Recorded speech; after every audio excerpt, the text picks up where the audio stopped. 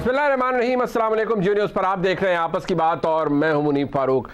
रोज़ कहते हैं हम कि एक शाहकार आ जाता है और आज का शाहकार, आज की नई जुरिस्प्रूडेंस हमारे सामने है, जो कि आज इज़्ज़त माब चीफ जस्टिस साहब की सदारत में जो बेंच मौजूद था उसकी तरफ से आई एक अबूरी हुक्म आया जिसके अंदर एक नई तारीख रकम की गई। यानी वो कानून जो अभी बना नहीं, जो गज़ेट में आया नहीं, जिसका नोटिफिकेशन नहीं हुआ, जो कि टेक्निकली अभी अपनी असेंट का इंतजार कर रहा है, जिसके बारे में खुद इज़्ज़त माब चीफ जस्टिस साहब आज के इस फैसले में तारीफ फरमा रहे हैं कि आमतौर पर हम कानून के हवाले से किसी भी कानून का जो प्रोविजन है उसको सस्पेंड नहीं कर सकते और कोर्ट सिर्फ सस्पेंड कर सकता है किसी पर्टिकुलर ऑर्डर को या जजमेंट को या एक्शन को। लेकिन चीफ जस्टिस साहब ने आज के इस ऑर्डर में फरमाया है कि क्योंकि हालात ऐसे हैं जहां पर एक बदतरीन इंटरफेरेंस की कोशिश की जा रही है अदलिया की आज़ादी के साथ, लिहाजा वो कानून जो कि अभी बना नहीं है उसको रोक दिया जाए, उसका ऑपरेशन, और जब उसके असेंट उसको मिल भी जाएगी, अगर प्रेसिडेंट दे देते हैं या अगर वक्त पूरा हो जाता है और ऑटोमेटिक असेंट भी मिल जाती है,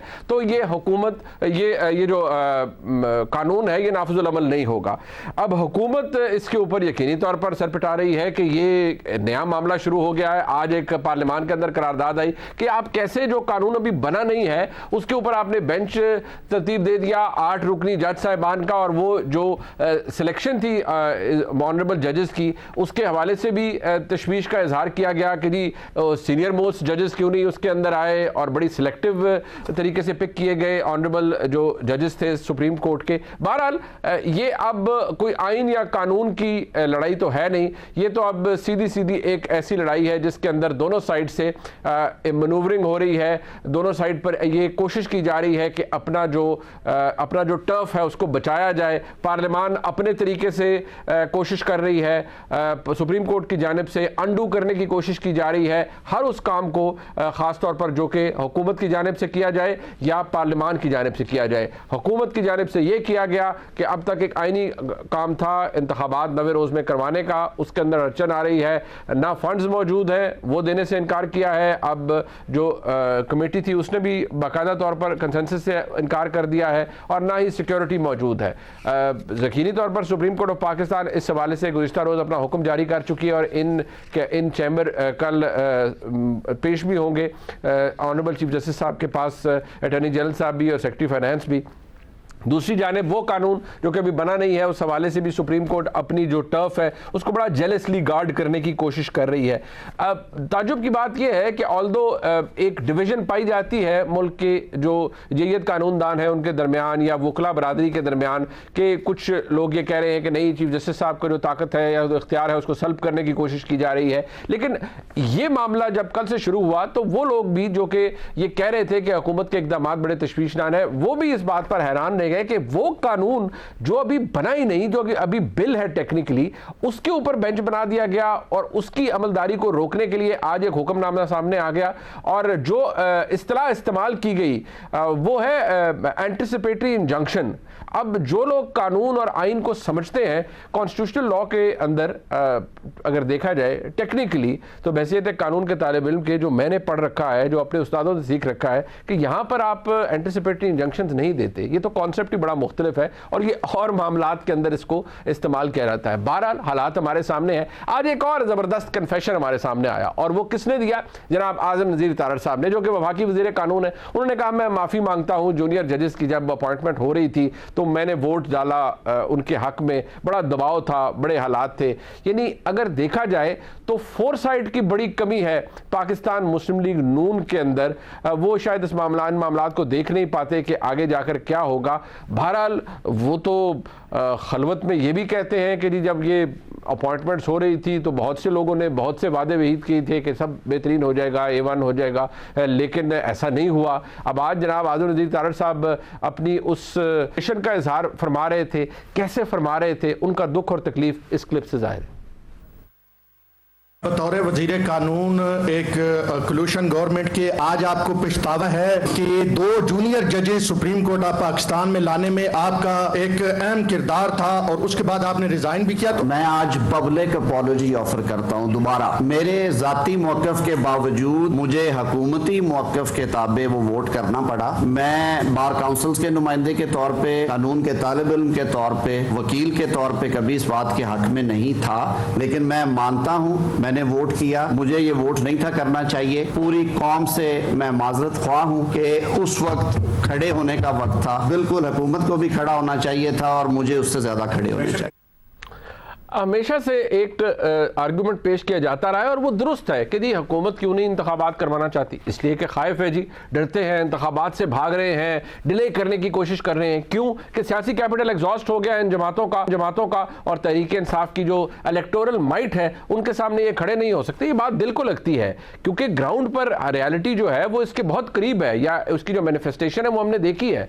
लेकिन अगर इसको आप इस पूरे आर्ग्यूमेंट को आप इज्जत माब चीफ जस्टिस साहब की सुप्रीम कोर्ट पर अप्लाई करें तो अगर यहां हुकूमत भाग रही है इंतखाबात करवाने से तो वहां ऑनरेबल इज्जत माब चीफ जस्टिस साहब गुरेजा हैं फुल कोर्ट बनाने से, चाहे वो 63A का मामला हो, चाहे वो उसके बाद जो मामलात है इलेक्शन के हवाले से वो हो। यानी एक तरफ अगर हुकूमत इस बात से गुरेजा है और उनको लगता है कि कॉन्सिक्वेंस बड़ा अनइंटेंडेड आएगा और फेवरेबल नहीं होगा, तो क्या बसद एहतराम मैं ये सोचने पे और ये इंप्रेशन लेने में दुरुस्त हूं कि ऑनरेबल चीफ जस्टिस साहब को कॉन्फिडेंस नहीं है अपने तमाम मौजूद जज साहिबान के ऊपर कि जब वो बैठेंगे तो वो नतीजा सामने नहीं आएगा जिसके चीफ जस्टिस साहब ख्वाह हैं या वो समझते हैं कि वो नतीजा सामने आए।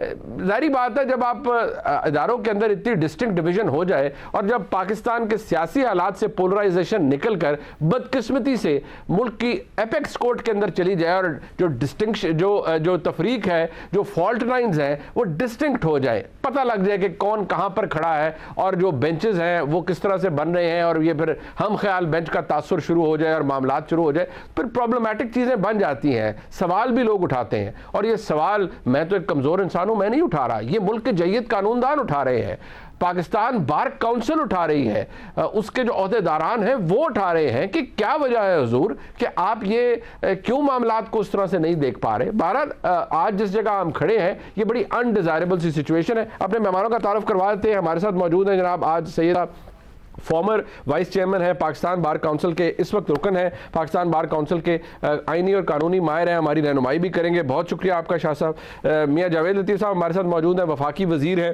पोर्टफोलियो की उनको भी तलाश है और हमें भी तलाश है ताकि हम लिखें मियाँ साहब के साथ कि उनका पोर्टफोलियो क्या है। फिलहाल को जारी बात है उनको हुकूमत की जो फिक्र है उसके हवाले से कोई हम पोर्टफोलियो उनके साथ जोड़ देंगे।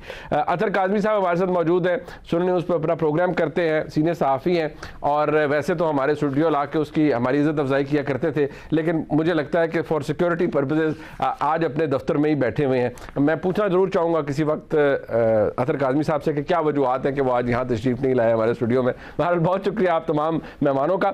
शाह जी सबसे पहले मैं आपसे सर पूछना चाहूँगा ये जो मामलात है सर, अब ये जो आया है आज आपकी, क्योंकि एक माशाल्लाह आप सीनियर कानूनदान हैं, सुप्रीम कोर्ट की प्रैक्टिस है सर, एक कानून बना नहीं सर, उसके ऊपर ऑलरेडी एक एंटिसिपेटरी इंजंक्शन आ गई और चीफ जस्टिस साहब खुद फरमा रहे हैं पैरा 14 के अंदर कि ये बड़े एक्स्ट्रॉर्डनरी हालात है और आज़ादी है, इंडिपेंडेंस है जज साहिबान की, जुडिशरी की, वो बड़ी उसको ड्रास्टिकली अफेक्ट करने की कोशिश की जा रही है, लिहाजा हम ये एंटिसिपेटरी इंजंक्शन यहाँ पर इन्वोक कर रहे हैं और अमल दरामद रोक रहे हैं उस कानून के ऊपर या उस बिल के हवाले से जो भी कानून बना नहीं। ये मैसेज क्या जा रहा है सर इससे ओवरऑल? है कि जो आम तौर पे अदालतों में जब कानून किसी भी कानून की वायरिस को चैलेंज किया जाता है तो वहां पे इंजंक्शन जो है, इंजंक्शन ऑर्डर एलियन तस्वुर होता है, वहां पर इंजंक्शन ऑर्डर की कोई भी गुंजाइश नहीं होती। आज उन्होंने एक एक्स्ट्रा ऑर्डिनरी हालात में इंजंक्शन भी का ऑर्डर भी कर दिया है, उन्होंने स्टे ऑर्डर भी इस पे कर दिया है। रह गई इंडिपेंडेंस ऑफ जुडिशरी, तो ऐसा नहीं है क्योंकि बार का एक मुसलसल जदोजहद है इन पावर्स को स्ट्रक्चर करने के लिए। दुनिया में और भी ममालिक हैं जिनके आइन हमारे तरह के हैं, जैसे दौलत मुश्तरका के जितने ममालिक हैं, आपके साथ आपके पड़ोस में इंडिया है, इंडिया के में भी ऐसी ही 100 मोटो की पार है। तमाम सुप्रीम कोर्ट के जज बैठे हैं और उन्होंने पैरामीटर्स बना दिए। हमारा बार का पिछले 25-30 साल से ये जद्दोजहद है कि कॉन्स्टिट्यूशन ऑफ बेंचेस और 100 मोटो के जो आपके अख्तियारात हैं इनको स्ट्रक्चर किया जाए। इस पे हमारी जो आसिफ सईद खोसा साहब के साथ जब मैं वाइस चेयरमैन था हमारी मीटिंग्स हुई, वो कन्विंस भी हो गए थे, लेकिन वो फुल कोर्ट में गुलजार साहब को और इस तरह और बहुत सारे जजेस को कन्विंस नहीं कर सके और उन्होंने कहा कि नहीं, हम इस अख्तियार को स्ट्रक्चर नहीं होने देंगे। तो हमारा 2019 में एक कन्वेंशन था जिसमें हमने गवर्नमेंट से मुतालबा किया था, इमरान खान साहब की हुकूमत से, कि आप इन पावर्स को स्ट्रक्चर करें। अगर ये जजेस खुद नहीं करते तो आप करें, ताकि सुप्रीम कोर्ट पर उंगलियां न उठें। जितने भी सिविलाइज माशरे हैं वहां पर एब्सोल्यूट पावर्स जो थी पहले बादशाहों के पास हुआ करती थी, फिर जिस तरह कौमें सिविलाइज होती गई तो उन्होंने अपनी पावर्स को स्ट्रक्चर किया, उनको इस तरह से इस्तेमाल किया कि ताकि इंसाफ होता हुआ नजर आए जहां पर एक्स्ट्रा ऑर्डिनरी पावर्स थी। वाहिद एक मुल्क है ये पाकिस्तान जहां पे हमारे जो चीफ जस्टिस साहबान हैं वो एक अपने हाथ में तलवार रखना चाहते हैं कि जो उनके सामने आए उसका सर उतार दिया जाए। वो इस पावर को स्ट्रक्चर नहीं होने दे रहे। तो मैं समझता हूं कि ये इंडिपेंडेंस ऑफ जुडिशरी का क्वेश्चन नहीं है, ये सिर्फ जुडिशरी की, जिसे हम कहते हैं ना कि आमराना सोच जो है जी, उसका मसला है। उसके लिए जंग पर उतर रहे हैं। इस वक्त आइन और कानून और रूल्स की बात ही नहीं है, इस वक्त लड़ाई है। और लड़ाई में वो क्या कहते हैं कि जंग और मोहब्बत में हर चीज जायज है जी। तो बस ये उस तरह से ऑर्डर भी आ रहे हैं और उसी तरह से रेजोल्यूशंस भी आ रहे हैं। बट शाह साहब ये फरमाइएगा, क्या आज के इन हालात के अंदर मैं बार काउंसिल, आपकी पाकिस्तान बार काउंसिल है माशाल्लाह, आप उसके वाइस चेयरमैन भी रहे, आप रुकन भी हैं, आपकी प्रैक्टिस भी है, सब कुछ आपको पता है सर। क्या बार काउंसिल्स और तमाम वकला बरादरी, आपको याद होगा जब लॉयर्स मूवमेंट थी तो उस वक्त एक यूनिजन था सुप्रीम कोर्ट के अंदर भी, और इफ्तिखार चौधरी साहब जब बहाल हो गए फिर जो एक्टिविज्म था और उसको भी, उसके हवाले से भी उनके साथ हर कोई था, फिर सियासी जमातें भी, खासतौर पर मुस्लिम लीग नून उनके साथ खड़ी होती थी, और वकला बरादरी ने जो लॉयर्स मूवमेंट है उसके अंदर बड़ा कलीदी किरदार अदा किया। आज जो हालात है, एक तरफ पाकिस्तान तहरीक इंसाफ ये कह रही है कि नहीं, ये तो फिर हमें चीफ जस्टिस की इंडिपेंडेंस को इंश्योर करने के लिए दोबारा एक तहरीक चलानी पड़ेगी अदलिया के हक में। एतजाज अहसन साहब भी कुछ ऐसी बातें फरमा रहे हैं। क्या आज ऐसी तहरीक चल सकती है सर आपके नजदीक? देखें, बार की इलेक्टेड बॉडीज हैं, जितनी भी तहरीकें चली हैं वो पाकिस्तान बार काउंसिल, तमाम बार काउंसिल जो सूबाई हैं, इन्होंने मिलकर चलाई हैं। एसोसिएशन सबऑर्डिनेट हैं काउंसिल्स की। एक वाहिद इस वक्त लाहौर हाई कोर्ट बार जो है वो पीटीआई के कारकुन हैं जो वहां पे सदर हैं। अच्छा जी। और ये फवाद चौधरी साहब या कुछ वकला जो नुमाइंदा वकील नहीं है वो लोग इस किस्म के बयान दे रहे हैं। जो आपकी इलेक्टेड बॉडीज हैं जिन्होंने तहरीक चलानी है, जो इस वक्त खड़ी हैं अपनी जगह पर, जो नुमाइंदा लोग हैं, वो इस वक्त ये तहरीक चला रहे हैं कि इस वक्त जो हमारी जितने भी मुतालबात थे वो पूरे हो रहे हैं, और ऐसी जो पावर्स हैं, जो एब्सोल्यूट पावर्स थी किसी भी एक शख्स के पास, उनको स्ट्रक्चर होने का टाइम आ गया है, जिसके लिए हमारी एक मुसलसल जद्दोजहद थी। जो इस वक्त आइन साजी या कानून साजी हुई थी ये हमारे मुतालबात पे हुई है और हम इसके तहफ़्फ़ुज़ के लिए जरूर खड़े होंगे, चाहे हमें सुप्रीम कोर्ट के सामने खड़ा होना पड़े, चाहे हमें पार्लियामान के सामने खड़ा होना, चाहे तहरीक चलाएंगे तो वो इलेक्टेड बॉडीज चलाएंगी वकला की, जो इस वक्त उनके वोटों से जो इलेक्ट हुई हैं। ये जो बाहर लोग बैठे हुए हैं, ये चंद एक लोग जो किसी एसोसिएशन की, वो इसके साथ उनका मुकाबला ही कोई नहीं है। ठीक है, बट देखिए ना, जो कौमी असेंबली में लोग बैठे हैं जी, उनका जो वो काम जो करेंगे वो कर सकते हैं, जो एक आम आदमी जिसको लोगों ने, और वो बैठ के कहे कि ना जी मैं फलानी चीज नहीं मानता। ठीक, अच्छा, बट तो फर्क है ना, बिल्कुल। बट जिस तरह सुप्रीम कोर्ट बार के सदर हैं उनकी अपनी एक राय है, लेकिन फिर सुप्रीम कोर्ट बार की तरफ से भी एलामिया आता है कि वहां पर भी जो मेजोरिटी व्यू है वो उनसे डिफरेंट है, अपने सदर से डिफरेंट है। ऐसे ये सदर साहब तो देखे ना, सदर साहब तो पीटीआई के वकील हैं। ठीक है जी, ठीक है जी, देखे ना, वो वकील हैं और वो अपनी नुमाइंदा हैसियत को छोड़ के एज अ काउंसिल काम कर रहे हैं। ठीक, तो उनकी इस वक्त अपनी जो एग्जीक्यूटिव है उसकी मर्जी के खिलाफ कोई बयान देना अपनी। सर मैं अगर आपसे पूछ पाऊं, शाह साहब अगर आपसे पूछ पाऊं, पाकिस्तान बार, अगर इख्तिसार से मुझे फरमाइएगा कि पाकिस्तान बार काउंसिल के आप टोटल कितने अरकान हैं और कितने अरकान हैं जो कि आपके व्यू को सब्सक्राइब कर रहे हैं? बिकॉज मैं अगर आबिद साकी साहब को देखता हूं, उनको भी हम दावत देते हैं, वो तशरीफ लाते हैं, उनका पॉइंट ऑफ व्यू मुख्तलिफ है। बता दूं जी, इस तरह है कि पाकिस्तान बार काउंसिल के इस वक्त 23 मेंबरान हैं। ठीक है जी, और 23 में से 16 मेंबरान वो हैं जो हमारे व्यू के साथ हैं, जो हमारे वाइस चेयरमैन और चेयरमैन एग्जीक्यूटिव जो हैं जिनके वोट से बन के बैठे हैं और वो उनके साथ हैं। इसी तरह जो नीचे हमारी प्रोविंशियल बार काउंसिल्स हैं उन्होंने हमें इलेक्ट किया है और हम उनकी नुमाइंदगी करते हैं पाकिस्तान बार काउंसिल में, और पाकिस्तान बार काउंसिल मिलके पूरे पाकिस्तान की नुमाइंदगी करती है। जो हमारा जो जिसे हम कहते हैं ना कि जो अपोजिशन है हमारी 23 में से 16 निकाल लें तो बाकी जो हैं वो मेरे ख्याल 6 के साथ या 8 हो गए, 7 जो है वो अपोजिशन में है, वो हामिद खान ग्रुप में है। ठीक है, लेकिन हामिद खान साहब खुद इस व्यू के साथ वो हमारे साथ इस जदोजहद में शामिल रहे हैं। हमारे जितने कन्वेंशंस थे उसमें वो मौजूद थे जब ये रेजोल्यूशंस होते रहे। ठीक है। मियां जावेद लतीफ साहब, अब सर जो आपकी हुकूमत की या इस वक्त हालत है उसके ऊपर तो खैर आप खुद ही तबसरा फरमा सकते हैं कि उसकी क्या हालत है। पार्लिमान, अगर मैं आपको बुरा ना लगे तो मैं एक लफ्ज़ कहा जाता है अंडर सीज। अंडर सीज इसलिए है कि वो बेचारा जॉइंट सेशन है, उससे भी कसरत राय से मंजूर करवाया, लेकिन हसरत उन गूंचों पे जो बिन खिले मुरझा गए। वो कानून बेचारा अपनी मंतकी अंजाम तक अभी पहुंचा ही नहीं कि उससे पहले उसके ऊपर अमलदारी रुक गई। अब पार्लिमान क्या करेगा? हुकूमत ने तो चले अपनी तरफ से अपना इंटेंट कुछ जाहिर किया है, आप पार्लिमान के मेंबर हैं और बड़े अरसे से हैं माशाल्लाह, और अब तो जारी बात है एक मखलूत हुकूमत का आप हिस्सा है। क्या करेगा पार्लिमान का और हुकूमत क्या सोच रही है इस हवाले से, क्योंकि अमलदारी तो रुक गई उस कानून की जो आपने बनाया था? शुक्रिया मनीफ फारूक साहब। मैं पहले तो आपका वक्त बचाते हुए शाह साहब ने जो बात की मैं मनोअन उसको इंडोर्स करता हूँ और मैं समझता हूँ कि बात कानून आइन के मुताबिक यही है। अब आ जाएं, जो बात आप मुझसे सवाल कर रहे हैं, बात सीधी सी है कि अगर कोई रियासत मफरूज़ों पे, अगर कोई अदारे मफरूज़ों पे, अगर कोई इंसाफ के अदारे मफरूज़ों पे फ़ैसले देने शुरू कर दें तो पाकिस्तान की यही हालत होती है जो आज है। अगर पाकिस्तान की तारीख़ में जस्टिस मनीर हों, जस्टिस सजाद अली शाह हों, जस्टिस साकिब निसार हों, ये जो जजेस साहबान हैं उनके फ़ैसले देख लें।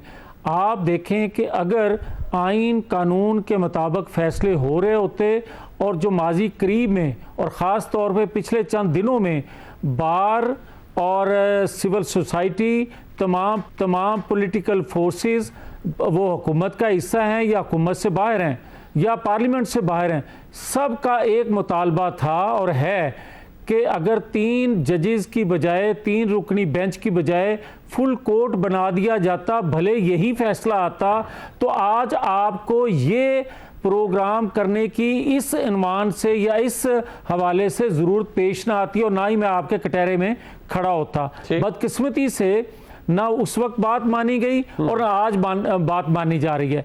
मुझे ये बताए कोई कि क्या पाकिस्तान के अंदर चंद जजों और चंद जर्नैलों की मुहिम जोई से जो पाकिस्तान को नाकाबिले तलाफी नुकसान पहुंचा, यहाँ तक कि पाकिस्तान 2 टुकड़े हो गया उनके फैसलों की वजह से, उनकी मुहिम जोई की वजह से, और आज पाकिस्तान जिस हालत को पहुंच चुका है इसमें भी आप देख लें कि अभी कोई कानून बना नहीं है और उस पर आप हुक्म इम्तनाई दे रहे हैं कि इस कानून को अभी बनाई ना जाए। हम प्रजूम कर रहे हैं, एक मफरूज़े पे फैसला दे रहे हैं कि शायद ऐसा हो, कल को ये कहा जाएगा कि 10 साल बाद पार्लियामेंट ने, क्योंकि ये कानून बनाना है लिहाजा इस पार्लियामेंट को घर भेज दें। वही बात ये है कि अगर इस तरह के फैसले आने शुरू हो गए तो फिर ये होगा, कल को अगर पार्लियामेंट ये कह दे कि हम क्योंकि मौजूदा जो 4, 5, 6 या फलां जस्टिस जो हैं वो आइन कानून के मुताबिक फैसले नहीं कर रहे, लिहाजा इनको काम करने से रोक दिया जाए, ये करारदाद मंजूर हो जाती है। कोई कल को करारदाद पार्लियामेंट में ये मंजूर कर लेता है। आपकी बात कर रहा हूं मैं साहब, आप सर एक की बजाय 11,000 करारदादें मंजूर कर लें, उसका कानूनी हैसियत क्या है? साथ में ये फरमा दें अब जो कुछ हो गया वो आपने दुरुस्त फरमाया, ये हो गया है। मेरा सवाल आपसे जनाब से ये है, मियाँ जावेद लतीफ़ साहब वफाकी वजीर और मियाँ शहबाज शरीफ साहब की हुकूमत के आम रुकन और इस मखलूत हुकूमत के आम रुकन के, कि जनाब वाला फरमाइए कि अब आप क्या करेंगे, आप क्या कर सकते हैं और आपके पास क्या रह गया है? देखें, एक लड़ाई लड़ी है हमने और वो एक जद्दोजहद है। पार्लियामेंट सुप्रीम अगर है तो इसको साबित करना होगा। ठीक है। और अगर कोई दूसरा अदारा उसकी डोमेन में आकर काम करेगा तो फिर पार्लियामेंट तो अपना व्यू दे रही है, पार्लियामेंट तो अपना फैसला दे रही है। आज अगर मुनीफ फारूक साहब माने या ना माने, मगर एक हकीकत तो है ना, कानून साज अदारा पार्लियामेंट है। और आप अगर कानून बनाने भी ना दें पार्लियामेंट को, आप कानून बनाने भी ना दें और आप इसकी गर्दन उड़ा दें, तो फिर आपको कल को कौन माने। और आप मुझे ये बताएं कि क्या इस जुडिशरी में या इस दौर में इस चीफ जस्टिस साहब मोहतरम की मौजूदगी में ये हो नहीं रहा कि गाड़ी के अंदर एक साहब की हाजिरी लग जाए। आज उससे बात आगे निकल गई कि आज वीडियो लिंक पे तो नहीं कहा होगा ना सर, चीफ जस्टिस साहब आज कहा होगा। आज वीडियो लिंक पे जी, मेरी अर्ज तो सुन लेना, मेरी अर्ज सुन लें। जी। आज वीडियो लिंक पे हाजिरी फिर हो गई है। फिर मुझे ये बताएं कि ये मेरे लिए सहूलत क्यों नहीं है मुनीफ फारूक साहब? ठीक है, मेरे लिए सहूलत क्यों नहीं आप देते? मैं पाकिस्तानी नहीं हूं। आप मुझे ये बताएं कि क्या 3 दफा के प्राइम मिनिस्टर नवाज शरीफ को आपने ये सहूलत दी थी? प्राइम मिनिस्टर होते हुए वो दर्जा चहारम के बंदे के आगे भी पेश होता रहा। ये बंदा जो है, इनको ये स्पेशल ट्रीटमेंट आप कह रहे हैं क्यों मिल रहा है? करके लाए थे। ठीक है, ठीक है, इनको स्पेशल ट्रीटमेंट क्यों मिल रहा है? एक ब्रेक अजहर काज़मी साहब के पास आऊंगा। अजहर काज़मी साहब से हम पूछेंगे कि ये हो क्या रहा है और इसका मंतकी अंजाम उनके नजदीक क्या है। 2 मामलात है, एक है जी, दूसरा इस कानून का है। अब बेचारा कानून तो ना कहें, बिल है, क्योंकि असेंट अभी मिलेगी और अमल दरामद रुक गया। एक ब्रेक के बाद हम इस पर मजीद गुफ्तगू जारी रखेंगे। हमारे साथ मौजूद है हमारे मेहमान, एक हमारे साथ रहिएगा।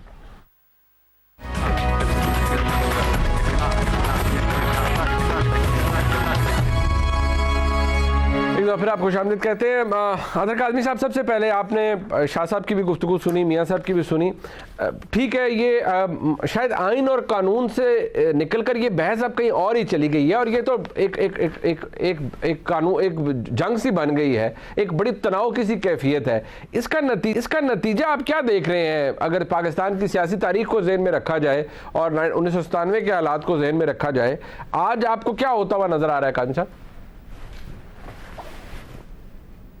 देखें, पहले मैं भी आपका टाइम बचाने के लिए, जिस तरह मियाँ साहब ने शाह साहब की सारी बातों से इत्तेफाक किया, तो मैं भी मियाँ साहब की सारी बातों से तो नहीं, पर काफ़ी बातों से इख्तलाफ करता हूँ जो उन्होंने बातें की। इस वक्त हो रहा ये है कि देखें, जो कानून साजी होती है ना, उसके पीछे इंटेंट बड़ी इंपॉर्टेंट होती है। जिस तरह शाह साहब ने जिक्र किया कि वो काफ़ी अरसे से इस मामले को उठा रहे हैं, मुख्तलिफ जगहों पे वो कह रहे हैं कि ये चीज़ रेगुलेट होनी चाहिए। इससे कोई इनकार नहीं कर सकता, आप कानून साजी ज़रूर करें, लेकिन क्या यही कानून साजी ये हुकूमत 9 महीने पहले नहीं कर सकती थी? क्या उस वक्त ये चीफ जस्टिस साहब ठीक थे? आज से 8-9 महीने पहले अचानक ऐसा क्या हुआ कि एकदम से ये सारे मसाइल आना शुरू हो गए? फिर जिस तरीके की लैंग्वेज इस्तेमाल की जा रही है मोजिज जज साहिबान के खिलाफ, जस्टिस मुनीर को और जस्टिस सजाद अली शाह को हमने मिला दिया।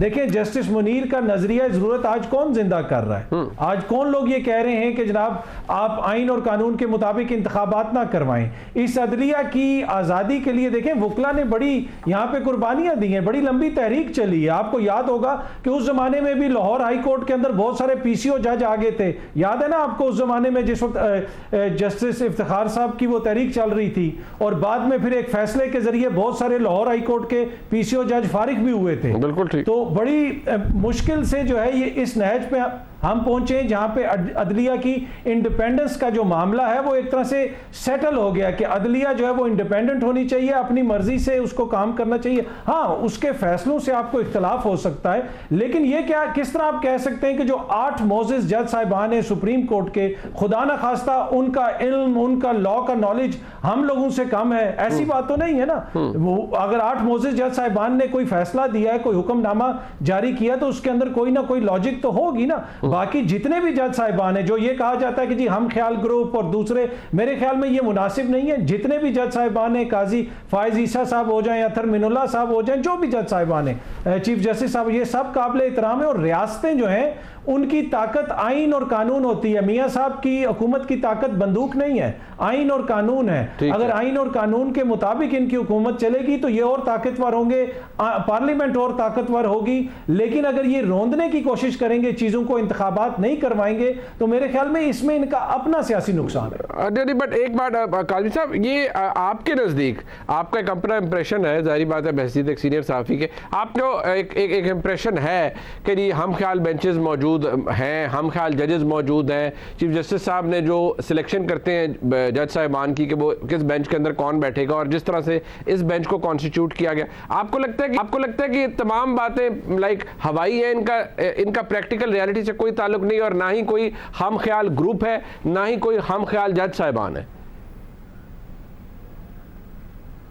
देखिए, टू बी ऑनेस्ट सामने नजर आता है कि कहीं ना कोई नजरियाती इख्तलाफ तो है। वो तो आप कानूनदान है, आपको भी पता होगा, वो तो अमेरिका की सुप्रीम कोर्ट में भी आपको नजर आता है। लेकिन इस वक्त ये जो बहस है ना, इस वक्त ये बहस ऐसे ही है कि क्या कबा हलाल है या हराम है, जो बगदाद में बहस हो रही थी, जो मिसालें दी जाए, ये उस किस्म की बहस है। मेन इशू ये है इस वक्त के जो हमने 90 रोज में इंतखाबात करवाने थे, उसके ऊपर क्यों नहीं इतने लोग जोर दे रहे, क्यों नहीं कह रहे कि ये जो अवाम का हक है, जो 12 करोड़ अवाम का 12 करोड़ अवाम का जो हक है, या उससे भी ज्यादा जिनको वोट का हक रोका हुआ है, वो मेन चीज है ना। बाकी मियां साहब सवाल करें, और मैंने भी मियां साहब से सवाल करना है, जो ही इनकी वजारत फाइनल होनी है, मैंने इनके साथ एडवाइजर भी आना है। बिल्कुल ठीक है। वो कहते हैं ना, वो दिन डूबा जिस दिन घोड़ी चले कुबा, वो तो दिन आना था, फिर ना ही समझो तो ना ही समझिए मियां साहब, फिर मैं मियां साहब वजारत मिल गई है, पोर्टफोलियो का वादा नहीं था मियां साहब से।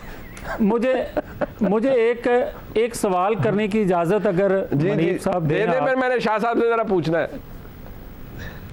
जी काज़मी साहब, मैं गुजारिश कर दूं कि अगर आप बगदाद का ममासलत आज के दौर से करेंगे तो ये भी कोई मुनासिब नहीं है। वजह यह है कि आप सज्जाद अली शाह, हम क्यों उनके फैसलों के ख़िलाफ़ डटे हुए थे, क्यों हम अपोज करते थे, वो इसलिए कि आप जमहूरियत के आज तो बड़े दावेदार हैं, जो हमारे ख़िलाफ़ चीज़ जाती है वो आपको बड़ा अच्छा लगती है, मगर सज्जाद अली शाह ने 58(2)B जिसको हथियार के तौर पर डिक्टेटर इस्तेमाल करते थे, वो करवाते थे उस वक्त के प्रेसिडेंटों से, तो हम उसको ख़त्म करने के लिए जो कदम उठा रहे थे वो उसको ख़त्म नहीं होना देना चाहते थे, वो हथियार को कायम रखना चाहते थे ताकि जमहूरियत कमज़ोर रहे। इस वजह से सज्जाद अली शाह के ख़िलाफ़ हम खड़े हुए थे, और हमें फ़ख्र है कि हमने 58(2)B ख़त्म की, और वो ना कहिएगा हमें फखर है कि हम सुप्रीम कोर्ट में बंदे चढ़ा दिए थे, इस पे ना फखर कर लीजिएगा कहीं, खुदा अगर ये फखर, अगर आज फिर फखर काज़मी साहब ये करेंगे ना कि सुप्रीम कोर्ट पर आज इनकी जमात ने हमला नहीं किया, इनकी जमात ने हाई कोर्ट पर हमला नहीं किया, इनकी जमात ने सिविल कोर्ट पे हमला नहीं किया, क्या उन पर FIR हुई, क्या उन पर मुकदमात हुए, इसलिए हम फखर करते हैं कि हमें तो सजाएं भी मिलती हैं ना करदा गुनाह की। बेशुमार मुकदमात हुए हैं, वो अलग बात है कि आगे कार्रवाई नहीं हुई। लेकिन मैं शाह साहब के पास जाऊंगा, मैंने शाह साहब से पूछा, शाह साहब ये जो सुप्रीम कोर्ट के अंदर सर इस वक्त हालात है, जहां तक मेरा जो समझ है, अकल समझ जो भी थोड़ी सी है, कि ये तो बड़ी हौसला अफजा बात होती है कि जज साहिबान के दरमियान एक जो राय का इख्तलाफ है, जिसे अतर काज़मी साहब नजरियाती इख्तलाफ करें, राय का इख्तलाफ तो बड़ी हौसला अफजा चीज़ है, लेकिन वहां कुछ और है, उसे आप क्या नाम देंगे? मैं अगर कहूँगा तो शायद हम तौहीन के जुमरे में आ जाए। वो ये किस तरह की, ये नजरियाती इख्तलाफ है या ये को एग्जिस्टेंस के मामलात हैं जो कि हल नहीं हो पा रहे? शाह साहब, ऐसा है कि ये नजरियाती खिलाफ भी है, और हमारी सबसे बड़ी नसीबी ये है कि 140 में से 100 मेरे ख्याल 36वें नंबर पे हैं हम जी।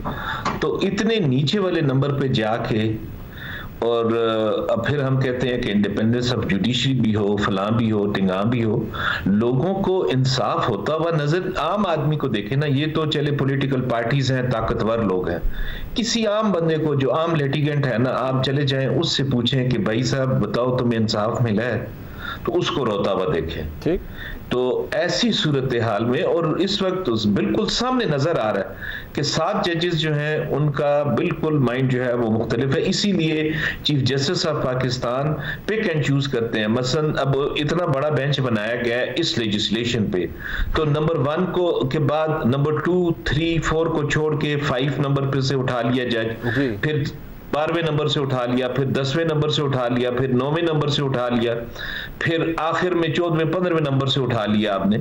तो ऐसी सूरत हाल में जिस वक्त आप बेंच बनाएंगे, आपके पास 15 की लिस्ट है, 1 to 8, 1 to 10 उठाए ना, बिल्कुल, तो किसी को इतराज उठा करने का मौका ना मिले। आप बीच में से पिक एंड चूज करें तो फिर लोग उंगलियां तो उठाएंगे ऐसी सूरत हाल में, और फिर आप मतलब आपका जो इंटरनेशनल लेवल है वो भी 136वें नंबर वाला हो तो फिर उंगलियां और ज्यादा उठेंगी।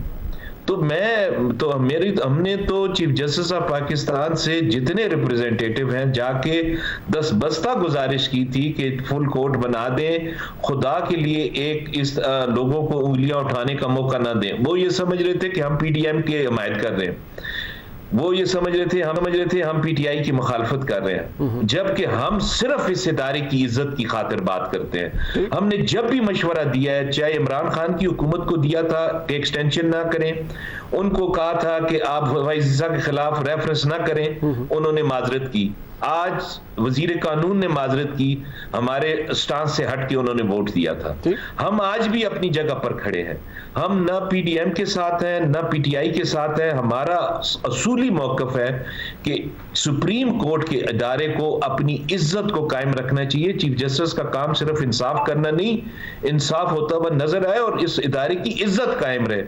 तो जब इज्जत कायम रहने के लिए हम सब मशवरा दे रहे हैं, आपके दोस्त आपके भाई, तो आप मशवरा मानने के लिए तैयार नहीं, आप मुस्सिर हैं कि हम 2 ही 4 बंदे ही फैसला करेंगे, तो इस फिर सामने नजर आता है कि इंसाफ होता हुआ नजर नहीं आ रहा, फिर लोग उंगलियां भी उठाते हैं। बिल्कुल बशार साहब, आपको क्या आप एंटिसिपेट कर रहे हैं कि ये जो लड़ाई जहां तक चली गई है, बदकिस्मती से मुझे लफ्ज़ लड़ाई इस्तेमाल करना पड़ रहा है कि अब अगर चीफ जस्टिस साहब ने हुक्म फरमा दिया, बुरी हुक्म आ चुका है कि वो कानून पर तो अमलदारी अभी हो नहीं सकती, तो एंटिसिपेटरी मामलात जहां चले जाएं और एंटिसिपेटरी इंजंक्शन, जिस तरह आपने भी हमारी रहनुमाई फरमाई कि वो बड़ा एलियन कॉन्सेप्ट है इन मामलात के अंदर, लेकिन वो इन्वोक कर दिया गया है, ये मामला ठहरेगा कहां जाके? अब कल पार्लियामान कोई नया कानून आ जाए और कुछ नई चीज ऐसी आ जाए जिसके ऊपर फिर बहुत बड़ा एतराज आ जाए कोई।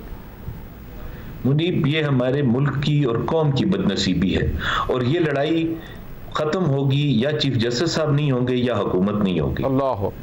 और बदनसीबी हमारी ये होगी कि खुदा न खास्ता अगर ये सिस्टम डिरेल हो गया, हमारी जमहूरियत के लिए जद्दोजहद है, इतनी इंसानी हकूक के लिए जद्दोजहद है, अगर गैर जमहूरी कुव्वतें आ गई इसका फायदा उठा के, तो ये जिम्मेदारी हमारी जो है ये सुप्रीम कोर्ट पे चली जाएगी। ठीक, आज ये मुस्सिर होने वाली जो बात है ना, मैं जो ये लोग कह रहे हैं कि जी शाह साहब आप बात मुकम्मल कर लें, फिर मैं काजी साहब के पास। जी मैं ये कहता हूं कि अगर खुदा ना खास्ता जमहूरियत को हमारे जो बुनियादी हकूक हैं ये सस्पेंड हुए, इलेक्शन ना हुए, कोई गैर जमहूरी कुव्वतें आ गई इस जंग और इस लड़ाई की बुनियाद पर, तो जिम्मेदारी हमेशा सियासतदानों पर रही है, इस दफा हमारी सुप्रीम कोर्ट पर चली जाएगी। अच्छा, और ये हमारी बहुत बड़ी बदनसीबी है। ब्रेक से पहले काजी साहब आप कुछ ऐड करना चाह रहे हैं? जी मैं क्विकली ऐड करना चाह रहा हूं। देखें, इस वक्त जो जंग है ना, ये है ही हमारे बुनियादी हकूक की। इलेक्शंस को कौन रोक रहा है? ये हुकूमत रोक रही है। इनका बयानिया क्या है कि हमारे पास 20 अरब रुपए नहीं है, वाज़े नहीं नजर आ रहा। खुदा ना खास्ता इसमें अदालत का क्या कसूर है? ये तो इन्होंने इंतखाबात रोके में, असल बहस तो वो है, और इनका एक ही बयानिया कामयाब हुआ है मुनीब साहब, और वो बयानिया ये है कि जी मुल्क के अंदर सिक्योरिटी ठीक नहीं है, और आज स्वीडन ने अपना सफारत खाना बंद कर दिया है। ये पूरी दुनिया को खुद हुकूमत बता रही है कि हम इतने नाकाम है कि हम तो इलेक्शंस नहीं करवा सकते। तो जंग इस वक्त भी आम आवाम के हकूक की है, जिसकी राह में ये हुकूमत और पीडीएम वाले दोस्त रुकावट बने हुए। क्यों नहीं इलेक्शंस करवाते? क्यों इतने हम खौफनाक किस्म के सिनारियोज पेंट कर रहे हैं? इलेक्शन करवाएं और मामलात को आगे लेके चलें। अच्छा, मैं ब्रेक का वक्त है, वापस आता हूं मियां साहब से इसका जवाब। कल पार्लियामान के अंदर एक इन कैमरा इजलास होगा, इन कैमरा ब्रीफिंग होगी, और उसमें पाकिस्तान के जो आर्मी चीफ हैं वो शिरकत करेंगे, डीजी ISI शिरकत करेंगे, और जो नेशनल सिक्योरिटी कमेटी के अंदर आम फैसले हुए और जो एक नया ऑपरेशन अगर कहा जाए, या दोबारा से मामलात को अपने काबू में करने के लिए, और जो पाकिस्तान ने बड़ी मेहनत से, पाकिस्तान की मुसल्लह अफवाज ने जो अमन कायम किया था और जो उसके अंदर फिर बाद में कुछ जो मसाइल पैदा हुए हैं, उन मामलात को अपने काबू में करने के लिए जो एक ऑपरेशन प्लान किया गया है, उसके हवाले से रियासत के इदारे, जो रियासत के रिप्रेजेंटेटिव्स हैं, हुकूमत के रिप्रेजेंटेटिव्स हैं, उनको ब्रीफ करेंगे और उन्हें एतमाद में लेंगे, क्योंकि एक रियासती ऑपरेशन होगा।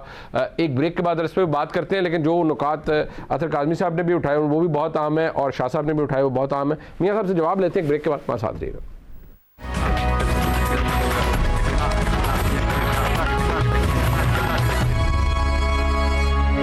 एक ब्रेक के बाद आपको फिर खुशामदीद करते हैं। वक्त कम है मियाँ साहब, मुकाबला वैसे आपके लिए वैसे ही बड़ा सख्त है, लेकिन अतर काज़मी साहब ने कहा है और लोगों के जो हकूक हैं, आईनी हक है लोगों का कि इलेक्शन हो, आप उसको सल्ब कर रहे हैं, आप इंतखाबात नहीं करवा रहे, और अभी वो कह रहे हैं सफारत खाने बंद हो रहे हैं, आप कह रहे हैं लॉ एंड ऑर्डर की सिचुएशन ठीक नहीं, तो अपनी गत तो आप खुद बनवा रहे हैं। दूसरी जानब आप ये कह रहे हैं मियाँ साहब के 21 अरब रुपए भी रियासत पाकिस्तान के पास नहीं है, जो कि एक न्यूक्लियर स्टेट है, तो वहाँ पर भी आप अपनी सुबकी करा रहे हैं पूरी दुनिया के सामने कि खुदा न खास्ता आपके इतने हालात पतले हो गए हैं। 21 अरब रुपए तो मियां साहब मैं आपको कहूं आप निकाल देंगे इलेक्शनों के लिए।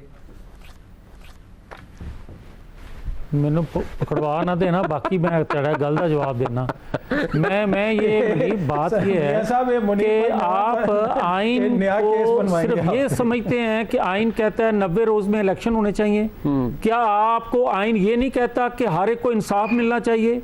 क्या आपको आइन ये नहीं कहता कि आप किसी के साथ बदसलूकी या नाइंसाफ़ी मत करो? क्या आपको आइन ये इजाज़त देता है कि मेरी क़यादत को 2002 में, 2008 में, 2018 में आप रिंग से बाहर रखो, इलेक्शन से बाहर रखो, और 2023 में भी आप वही सलूक करने जा रहे हो, तो मुझे आप बांध के कहते हो कि जनाब आप मुकाबला करो उस पहलवान का जिसके लिए अदालत के अंदर से लोगों की जहन साजी की गई और मुस्लिम लीग को आज से नहीं 25 साल से तोड़ा जाता रहा और तोड़ा गया, मगर इसके बावजूद भी एक जमात को आप बनाते गए हो।